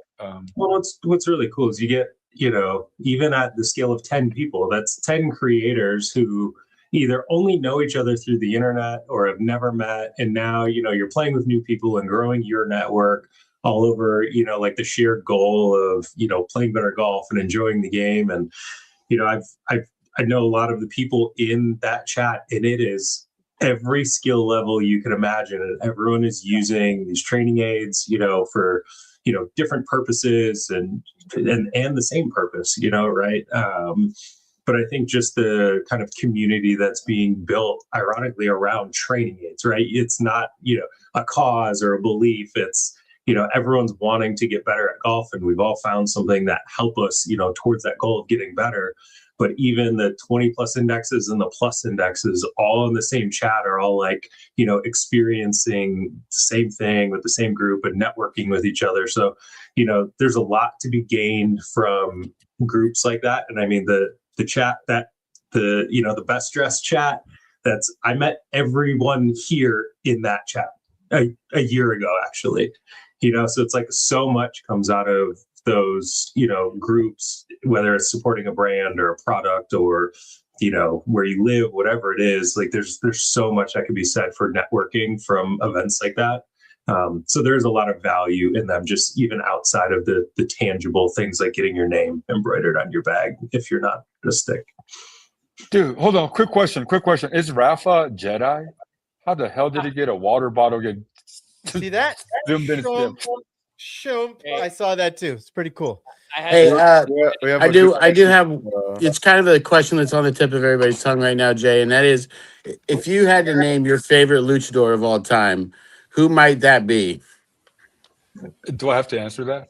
Or possible, your NJPW favorite person of all time, and you know that as New Japan Pro Wrestling, and you know what I'm talking about.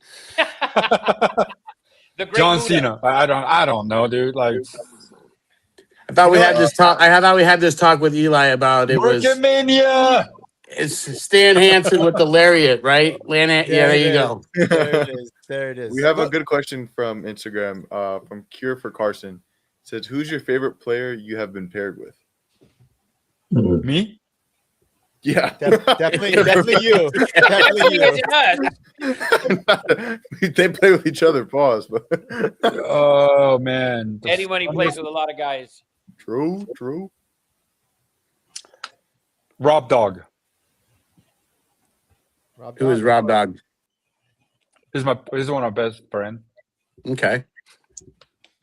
Let's go. Does he Let's wanna go, know- Rob. But why? Can you elaborate on does- why? What is it about him? He just makes you feel comfortable, or what? No, he's the first person to sponsor me without any second question. Gotta love that. Shout out Rob Dog. Let's go, Big Rob. So if you're looking for a professional golfer, who did I play with that is the funnest? What was the question again? Just favorite. maybe how about what's your dream foursome? I mean, not to steal that question from other podcasts, but My dream foursome is Michael Saylor, Elon Musk, and whoever the fourth wants to be. I'm in. You did it. The guy Fine, who created Bitcoin, Yoshinobu. Jay, I'll do it. I'll do it, Jay. Fine. You got me. All right, Rafa could be in there.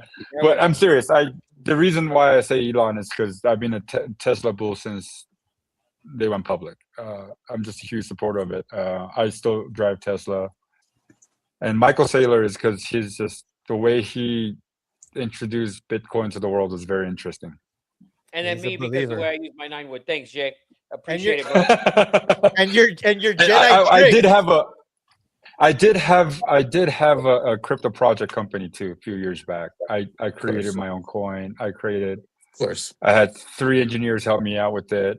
Spent 2 years to build it. I really wanted to figure out why my Starbucks or McDonald's reward point I couldn't give to my wife.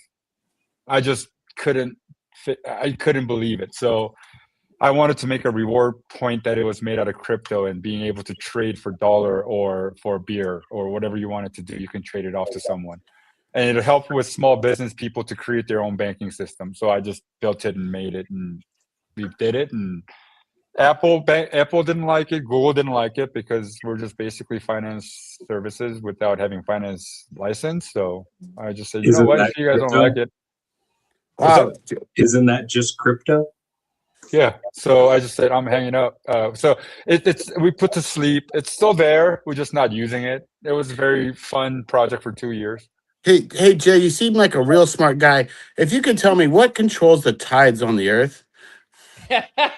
You want to go there again? Do you want me to tell my honest answer or Merck and Mannion answer? No, I want you to answer the question. Isn't it moon? Okay. Okay, so the moon controls the tides, right? All right, big body No, of moon water. doesn't control the tides. Moon doesn't control the tides. It's actually the gravity of the moon and the earth and way it spins. Are It you a creates tides. flat Yes.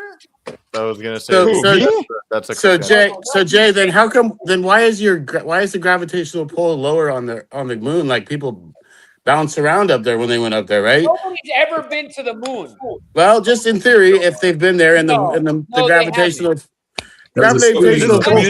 community is going to be it's going to be conspiracy theory stuff. No. That's why we do it last. Let me ask. Dude, I mean, it's free to think whatever you want, in my opinion. Well, Javi J said, haha, he said, leave my Asian alone. Zachary Saul Smith also asked, has Elon ever touched the club? Probably. I don't think he has. Probably not. Yeah, too busy. Jay, you talked about earlier when you played it at the U.S. Open, and you were hitting. You were warming up with Tiger. Were you starstruck at that moment, No. or it was just like I'm just here to do work as he is, and that's it? No, I was just having fun. It wasn't a work for me. I told you. Right. I happened to make it to U.S. Open. I didn't plan on making it. I didn't practice to make it. I was just lucky. First few rounds qualifying days. I just Did Tiger give you some props when you were hitting those, when you guys were having a little long drive competition? We were neck to neck in few shots, and then he went on his fifth gear, and I was like, okay, he's in a different level, so I just let him go. Okay, all right. He just hit one just 30 by me. I was like, okay, I'm out. And what driver were you playing at that time? If you I was playing 14 driver. I have no A company called 14 Golf. Yeah, he said it like we should know it. Like what Yeah. the hell? Like what? Shit just always happens for Jay. Like buying into Tesla before it split 20 times. Like he just happens to fall into all these. I didn't want to play the US Open. I just happened to qualify. I am for very it. lucky. I'm a very fortunate person of meeting the right people, giving me the right tips. It's freaking awesome, man. Dude, I am very happy to meet y'all here too. It's gonna lead to something that was not meant to be until I got it. Now we're gonna have something that's gonna. coming out and playing in my member guest at this place I just joined. Yeah. Ooh, I haven't Yeah. played Let me golf in give you 3 months, so It doesn't matter. It doesn't matter. You will be the He best didn't- player at that place, no doubt about it. He didn't play for a year and qualified. What are we talking Yeah. about? 3 months. For a year and qualified for the U.S. Open. I'm sure and I was also 26. I'm 43 now, so my Yeah, body you have doesn't more move like it experience. used You're ready to go. You don't. You only to. need You 2 saw how I months. played. You saw how I played last year at WM. You saw how I played. Yeah, you put me in a little backpack, took me to the finish line. Like Shot 22 under. the best was when the lady, remember at that par 3, she was like, if you can hit it closer than me or whatever, and Jay's like, oh yeah, and you got to pick her club or whatever. You're like, bro, that was so funny. She was an LPGA player or whatever. She was like, Yeah, "Oh, if you yeah. get closer than me, we'll give you this." I was like, "Okay, you pick my club." I was like, "All right, pick hit driver." That's so And then great. Jay just goes throomp to 2 feet. It's like, all right. Oh, it's so good. It's so good. I hardly ever say I'm a professional golfer anywhere outside. People ask me what I do. I said I'm an entrepreneur. I just do multiple things. Yeah. So people don't Jay, know I'm a pro golfer Jay, until we start playing. Jay, I told these guys last week a little segue. I was telling them about your first boys golf trip and how it may have been with me and the whole bunk bed scenario and all the things. So Dude, it was a trip. we rented this. They rented this sick house in Arizona, and they invited me to come and stay with my buddy here from Max. Shout out to Max Machado. yeah, He's the one who introduced me to Don and everybody. That's another thing. Like Don led me to this basically. Don is the reason why I'm here right now. If Don wasn't 100%. here, I wouldn't be here. Yeah, but that's because of Dirty, and I know Dirty because of Calamari, which they know him through Malden through the art contest. It's all golf's a cyclical thing. So community. Max, I just walked into his shop and started introducing myself with him. That's how we met each other. It's not like I didn't know him through golf, nothing. There was a guy who does golf shop in Albuquerque I wanted to support, so I just went and started talking with him. And we had a podcast of our own too. He's still going on, but I quit because I don't want to do radio, so I'm out. So I just quit that. But we should have Max on the show. He's he does a lot of cool stuff. Yeah, he's a sick designer. We'll have Max. Listen, it's time for us to wrap up. I want already. Already. I just lit another cigar. Listen. How much time do you have? You have 15, 20 minutes? I'm at my office. I told my wife I'm going to be in the podcast for a long time, so she's not going to call me. Well, let's go another 15. Let's go another 15. I don't care. Dude, but the thing is, AK's it's like midnight for him right now. AK fucking loves this shit. Look at him. Yeah. What am I going to do? Go to bed? Heroin for AK. AK, get your next question out to our guy Jay, man. I mean, so first I just looked at 14 Golf. They still exist, and their irons are gorgeous, and their forged wedges. They're a big company in Japan. They look insane, and I assume they were Japanese when their wedges were forged. Yeah, and maybe you know this. Why do even the same manufacturers only release forged wedges in Japan? Like Titleist has had forged wedges for public release in Japan, but you can't get them here. Like I know we've talked about tailor-made apparel too. Yeah. Like what's the big deal with like Japan exclusive things with these large manufacturers? Because golf market is big enough there that they just could sell to themselves, and that's one. And two, golf is expensive sport in Japan, where people are willing to pay anything for it. So if a wedge comes out for $400 a wedge, US first reaction would be like, that's too expensive. I don't want it. In Japan, be like, oh, I'll take it. You know, that's the difference. So they'll release exclusive, better products in Japan before they'll do it in US. So maybe I finally need to accept my company's offer, because at the end of 2023, we got bought by a huge Japanese company. And they're like, you need to go to Japan, go to Japan, go to Japan. I was like, no. Fine. So it sounds like I need to go to Japan with an increased limit on my credit card. No, just go ahead and go with empty golf bag. Nope.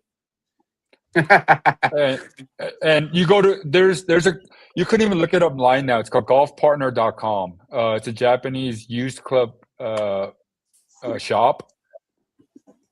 Golfpartners.com. I think Roger Dunn, California, one by Huntington Beach, turned into one of them too.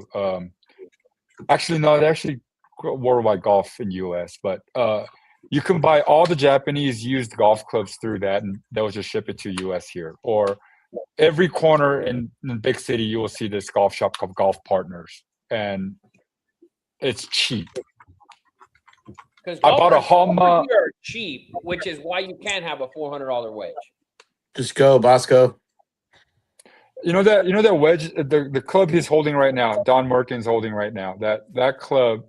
Yes. It's called Baldo. It's very it's like Miura, right? It's this kind of exclusive small batch brand.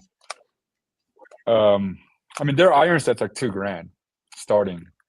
Oh my god. Yeah, and then you can And get your face laser engraved on the toe if you have literally the worst golf experience. Like you display the worst golfing skills ever to a professional golfer for 18 holes, and he goes, you know what you need? Something fucking different, brother. no, actually, what happened with Baldo was my friend owns a golf shop in Kyoto, and he's good friends with the owner of Baldo. And when I retired, I just wanted to have something cool in US, so I asked him for special deals. So I bought like 50 sets of Baldos for like nothing. So I just had them, and I was just giving out to my friends and whoever wanted to try. So I was just giving it out. So that's why I had them. And AK, if you're ever interested, just hit me up. I'll see you on much are Friday. I love I it. don't know how much they are. I think they're $2,000, but I didn't buy for $2,000. So I could look at my invoice later if you guys ever interested. I have I'm some other I mean, ones. I'm I have looking at their Let me drivers. just- Right? Well, used was $250, but it's 50% off on golfpartnerusa.com for a Baldo driver. 125 with a Tour AD shaft. So it's basically you're buying The Japanese shaft used golf and you market head for is free. nuts. Japanese golf market is crazy. What's It's it called? crazy. Golf partner? I would like to know how many items AK is going to purchase before the end of the pod. Oh, over under 7. It's I like. You wife probably is should just guess watching. the She dollar knows amount is in the comments. under $400 guaranteed. You know what, guys? I will say this. This is the first time, and I've said this a lot. This is the first time where, aside from putter, there's nothing in my bag I want to change. Like, Ooh, forward golf is that good, huh? they're that good, yes. What are Dude, you I paying? wanted to try them. And I reached them out, and they say they're the fitting set I have to purchase. And it was like So 15. you can rent it. I actually have one showing up tomorrow. Uh-huh. Because I'm going to do some fittings here. So Dude, I told you I'm stingy. I don't buy shit. If they wanted to give me one, I could have used one, but they didn't want to give me one. So I'm He's not. upfront about the stinginess. No, I gotta it's not love about it. your stinginess. Charge people for the fittings, and then you get it for free. You know. Dude, Jay's not stingy. If Jay gets shit for free, so he got so much shit for free that at this point he's like, I'm not gonna pay for shit ever. I should get it Never. for No. I do pay for things that it's not relevant. So if it's golf, I don't want to pay for them. Like, Of course not, because it was free. yeah, and I just get paid to play any product that Right. I wanted. So Right. I'm Yeah, so yeah, used I to would that do that we're.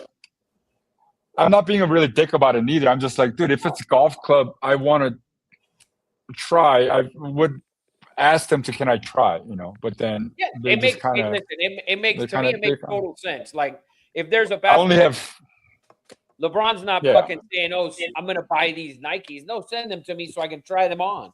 Or any fucking NBA player or ex NBA Yeah, player. Or whatever. Same that's- thing with you. So That's a great So that's what I'm comparison. trying Like to drive. LeBron and Jay Choi is very Oh much my God. paid. no, that's paid not in even everyone. comparable. But like that's why in our chat rooms in Best Dressed or 59, when people talk about clubs, I'm just quiet. Like I don't know what to say because I could hit a used pin club versus I could get a brand new Titleist. I score the same. I could play the same. So Yeah, you know what you it should does- do when we start talking about shit like that? You should just put on the bottom, fucking losers. I can do any no. I fucking- respect all golfers. If like Andrew loves equipment and he's really detail oriented. I really like that. I think it's great for amateur golfers to have that much information in golf and study it. I really love it. But Yo, on you're the an other amateur side, boy. I've traded. Oh, I am. I've tried them all. I mean, I tried them all where it doesn't, to me, it doesn't make a difference. I try to choose the easiest golf club that I could hit now. Currently, this is my setup. It's Titleist GT3 driver, mini driver, and a Check. 16.5, a 4-wood or 3-wood, whatever you want to call it, and a T150, the new ones, and custom Vokies. I just had Voki that I had made. I had so many backup Vokies that I just still use them. And then he's got a big wheel in the garage of Circle T's, and he goes, Yeah. And he just fucking spins it and see what he's gonna. and then he just picks that one. He matches I it do to. have a lot of Circle T's. I I have know. about 4 traveler bag full of Circle T's. I'm telling you, my guy's dialed, bro. Jay, are you a car guy? A car guy? I was a a car guy. I was a car guy. I'm not anymore. I lost interest in cars completely. I've heard- Takes driven the Teslas. everything. I've heard a story from the back Mhm. alley about getting Ricky Fowler into a GTR. Is this? Yes, I did. I did. So I have a GTR in Japan still. It's parked in the garage. When I came back from first year in Japan, I was talking with Ricky because he used to practice out of Bear Creek with us. And we're just in a parking lot. And I think in US I had a 350Z at the time. Ricky had he had a Lancer. We're talking blah blah blah. And he's like, "Hey Jay, what did you get in Japan?" And I was like, I just got a GTR, dude. It's a hell of a car, blah blah blah. And next thing I know, he asked me what color it was. I said it was white. And like a year later, when he made on PJ Tour, he came back fully fixed up GTR 35 with white one. He pulled it up to the golf course and said, "I got one now." And I was like, oh. So I don't know if I influenced him to get a GTR, but I introduced him to GTR for sure. Yeah. That is freaking awesome, man. Your favorite watch brand? Panerai. Nice. Really? Nice. That's when you Like know a larger you're, watch. you're a true watch guy. That's a great No, answer. no. My best friend is actually he's a head rep for Panerai USA. So supported him, and I'm wearing one now. That's I freaking saw beautiful. You know, Jay, time is a man-made construct. Just gonna put that out there. So is that watch. Yes, It is freaking it has beautiful. nothing to do with the sun and the Earth's rotation. And Don't you know, Nothing to start. do with that. Don't do that. Don't do that. Don't poke the No, bear. Dude, Don't I mean, poke if the you want me bear. to, if you want to brag on watch brands, I have all the major brands you can think of. Besides Richard Mille, I can't afford that shit. you I don't can't want afford it. $200,000. I don't want it. Piece of I did have plastic? access to them. I do have access to them, but I don't want them. I'll never buy one. I own, I don't know, Breguet. I have Patek. I have AP. Vacheron? Vacheron? Vacheron? I have Vacheron. I have Breitling. I was a watch You have guy any for a Seiko? while. Grand Of Seiko? course. Dang, that I couldn't pull it off. It was too expensive. It sounds fun. Moon I have Swatch? Casios. Is it not expensive? Am I missing something? So not expensive. Moon's watch. I've been waiting. I've been waiting on that one. I asked my buddy to get me one when he went to Swiss, and he couldn't get one. So I'm gonna just wait until he goes to Swiss and get me one. Wow. Well, if your buddy at Panerai is listening, the community podcast is accepting sponsors. Just throwing it out there. I'll put the logo on my sleeves. We'll talk behind the scene about that one. I would be considering to accept time as a construct. I have a feeling Don would change his mind about that. Yeah, sounds like I should. Timex. What was that? What was that, Live Dream anybody? Melrose asked if you have a Timex.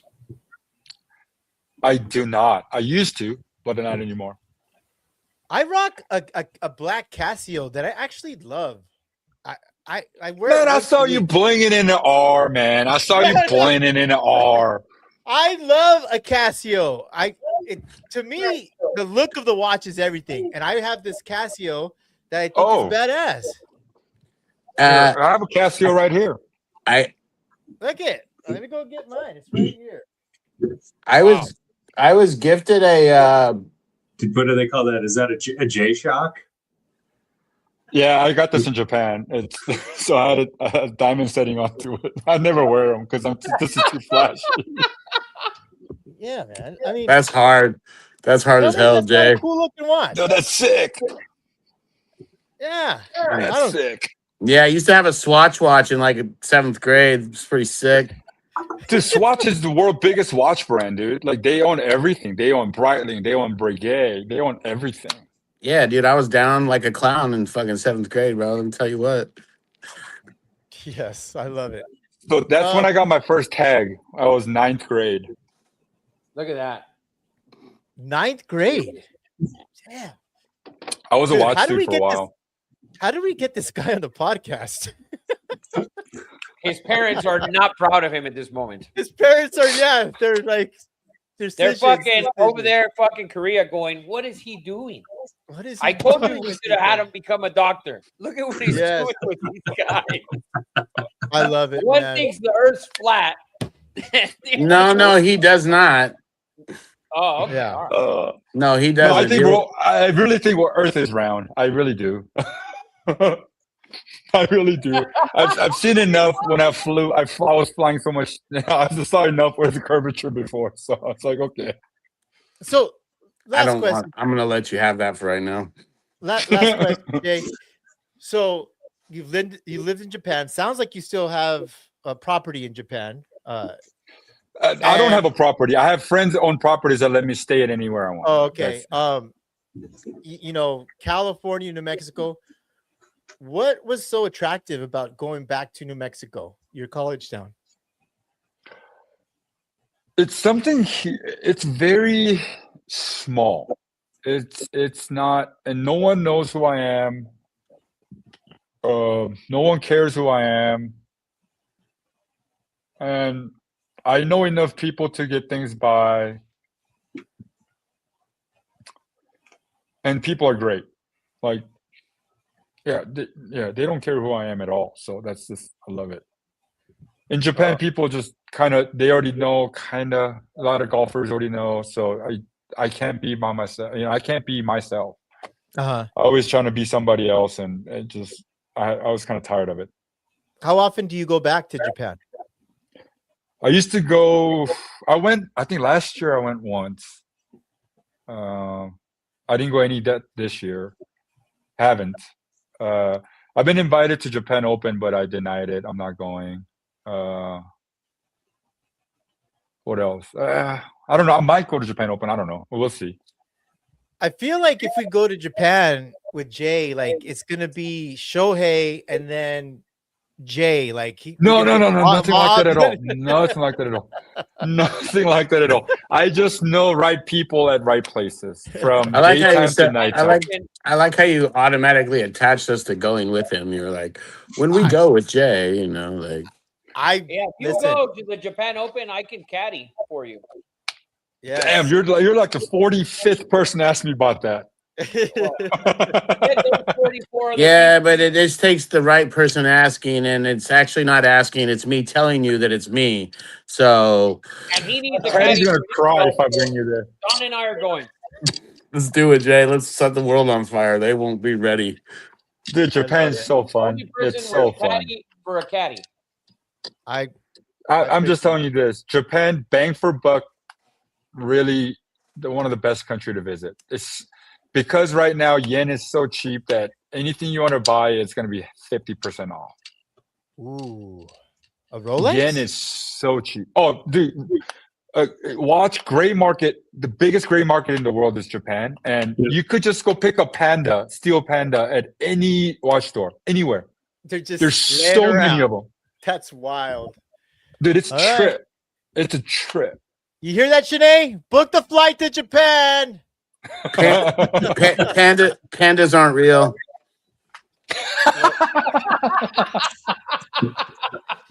Did they spray paint their eyes or something? What happened? Just look into it, Jay. I'm telling you, brother, they're not real. They're on lease. Chinese people get mad when you say that. Well, oh, dude, little cheap heat from the, like I'll go heel on it. That's fine, Oh man, Don's willing. That's to a be the pro bad wrestling guy. term for all you square marks out there. I mean, if you guys ever gonna go to Japan, I'm just gonna skip that Don's part right now. If you guys ever want to go to Japan, I have people where you need to go. Like Tokyo, if you want to eat good food in Tokyo, I could set you up. If you want to go eat good food in Osaka, I could set you up. If you want some good time in Osaka, a grass, whatever you want to do, I got you. I know people everywhere. Anthony Bourdain did say the number one place for cuisine is Japan, and it's not because of Japanese food. it's because of the discipline and the care they put it into their Mexican food or into what the Italian food. It's a discipline and a respect they have. And he said by It's far weirdest thing. And the MSG. I had better hamburger in Japan than anywhere in US. I've had better pasta than ever in Japan. Korean food is the only thing it's missing in Japan. They can't master Korean food.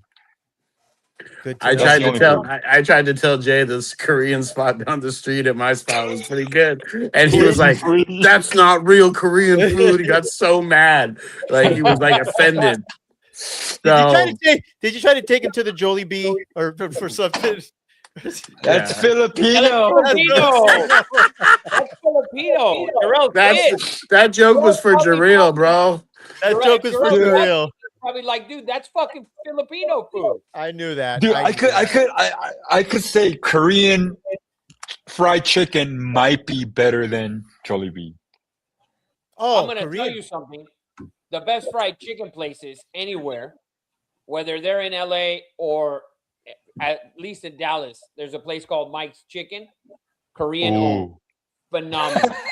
Korean, I swear to you, dude, there is a line of people out the door, and it's white people, black people, Mexicans, Koreans, all of them, and it's Korean owned, and it's called Mike's Chicken. It's in Dallas. Hit them up. It's phenomenal. Crazy that you put the ethnicities in that order, but you know. Oh my God. Wow. I couldn't say blacks first because then it's racist. I had to do white first. Yeah. There was no way to be right. There was no way to be right. You guys are so fun. Listen, Any more tech question, AK? No. Yeah. I don't need to go down any more rabbit holes. It is a minute before midnight, so I'll settle that for the evening. Perfect. Jay, you have been more than generous with your time. This was a blast. I'm glad you accepted. I'm glad I made it through the podcast. Guys, one last question, and then we're saying goodbye before we get this guy in trouble with his parents. Or last words. Last words for Jay.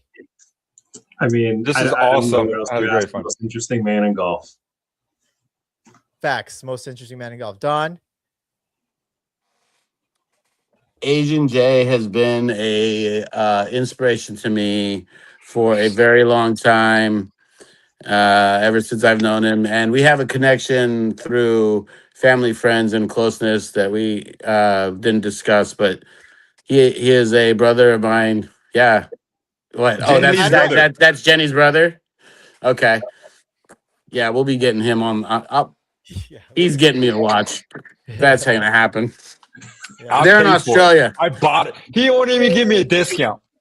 Oh wow. Well, watch this, brother. Oh, dang it. I don't even know. I had one more question, but I think it's going to be too long, so we'll just. I love you, Jay. We'll keep it for next time. No, that's answer quick. I don't care. Just go ahead. What do you want?